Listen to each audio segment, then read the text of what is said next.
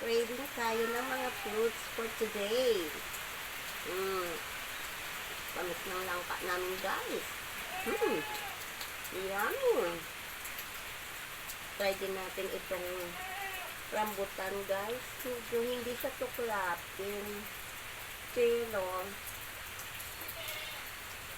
I think matamis din ito.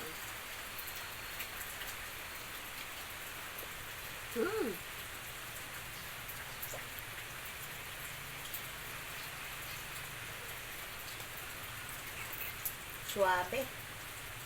Try din natin yung avocado. Avocado.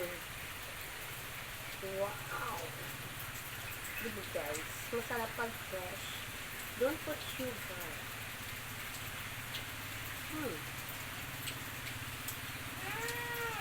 Masarap, guys.